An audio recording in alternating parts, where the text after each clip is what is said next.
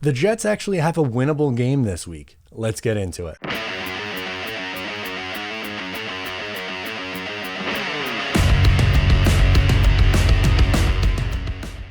Hey, what's going on? Matt O'Leary back with another video. Today I'll be previewing Jets Texans. Before we get started today, I just wanted to mention that you can follow on social media at Matt O'Leary NY.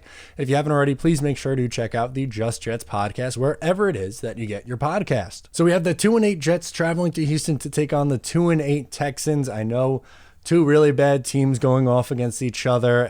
Doesn't really move the needle too much, but with Zach Wilson back, there is good reason to watch this game. So let's break it all down. We'll start with the offenses. The New York Jets are coming in with the 28th overall offense versus the Texans, who has the 32nd overall offense. Texans on the defensive side, not very good. Jets are worse though. 28th for the Texans, Jets coming in at 32. Clearly, neither of these two teams are where they want to be, which is why they're 2-8. But let's get into the biggest story. Zach Wilson is back. So what does that mean? Well, the last few weeks when Zach Wilson was out, the Jets offense looked really pretty solid. And a big part of that was with Mike LaFleur going up to the booth. The play calling has changed. They've gone a little bit more heavy on the pass. And we'll see if that continues this week. And we'll see if Zach Wilson is able to take some of the things that these three other quarterbacks, Joe Flacco, Josh Johnson, and Mike White, did that made the offensive so successful, and then add his higher ceiling. So obviously Wilson has the best escapability of those four quarterbacks. He's able to push the ball down the field the best out of those four quarterbacks, but it was really the underneath stuff where Zach Wilson struggled. And this week, we'll be able to see if sitting for the last four is going to be able to help him. And if he starts hitting that, underneath stuff, and then that opens up for some of the bigger plays, watch out, because this Jets offense can go to a totally different level. Actually, since week 8, the New York Jets are averaging the most amount of yards per game with 435.8. That's how good the offense has been. So I really hope to see that continue. Unfortunately, no Michael Carter this week. So I am saying expect a lot of Ty Johnson. I'm really all good with Tevin Coleman. I don't want to see a whole lot of Tevin Coleman, but I'd rather see Ty Johnson. Now, one of the biggest differences between Ty Johnson and Michael Carter is Carter can hold his own as a pass blocker. Ty Johnson as a pass blocker, really not good. So maybe you have Tevin Coleman, or I'd expect LaMichael Pirine to be active. Maybe play them on obvious passing situations so Zach Wilson doesn't get killed. But in terms of running the ball and just kind of dumping it off in the flat, I think Ty Johnson will see the most reps out of any of the running backs on the roster. Now, what's interesting is both of these two teams obviously only have 2 wins, and one of them is against the Tennessee Titans, who are one of the better teams in the AFC, which is just straight up bonkers. Last week, the Texans played a really good game. They were able to intercept Ryan Tannehill 4 times. Over the last 2 games, the Texans defense has 6 overall interceptions and 2 touchdowns, by the way, which is pretty impressive there. So what I would say to combat that, what the Jets should be looking to do, is get the ball in Elijah Moore's hands. He's been the Jets' best offensive weapon along with Michael Carter the last few weeks, which is a good thing, both rookies. But without Michael Carter and with Corey Davis banged up, and Corey Davis, when he's been healthy this year outside of week 1, he's really struggled in a lot of areas. I'm getting Elijah Moore the ball as much as possible. He went over 140 yards last week.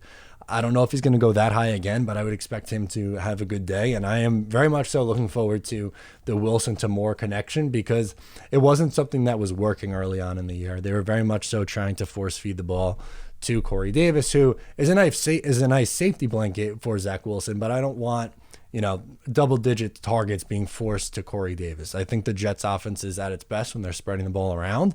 So hopefully that means they're getting Elijah Moore, more involved, because he has the highest ceiling out of any wide receiver on this roster. So I'd like to see more of him.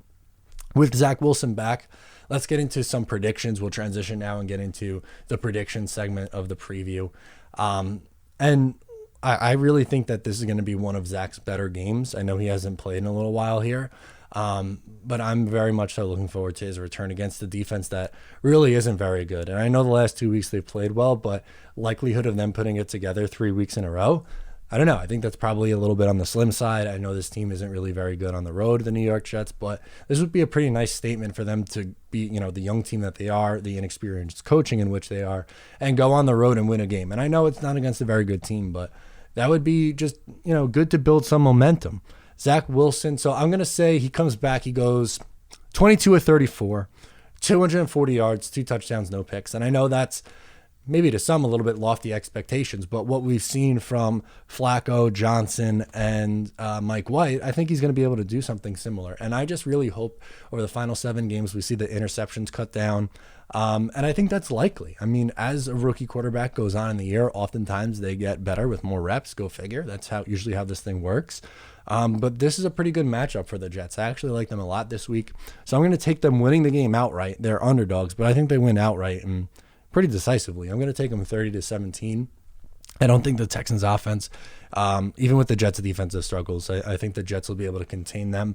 And I really do think that the Jets' offense, which has been, again, good since week 8, they're a top 10 passing unit in the league now, which is just insane to think about with, how bad they've been over the last few years. But I know Wilson struggled early in the year, but out of the 4 quarterbacks that have played so far, from a raw talent perspective, he's far and away the most talented. So we'll be able to see if he's able to, transition that to actually on the field. And I think he does this week. So I'm taking the Jets 30-17, which means I'm taking the Jets plus 2.5. Let's take a look at Casey. She was very tired from Thanksgiving. Wanted no part of this, but I got her to make a pick finally. Okay. Pick one.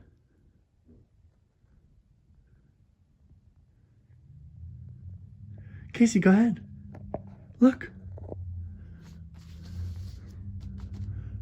Take one. Ooh.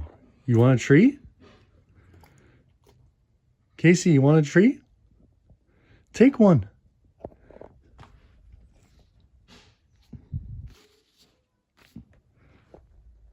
Okay. So she's on the home team for a change. Texans minus 2.5. She won last week, so she's 4-5-1. I'm 3-6-1 against the spread. We'll see who turns out to be right, but I'm very much so looking forward to this game. I know that sounds weird to say when it's 2-8 teams going up against each other, but there's a reason to watch, and Zach Wilson's that reason. So let me know in the comments below what your expectations are. Make sure to comment, give it a thumbs up, subscribe if you're new, and I'll talk to you next time.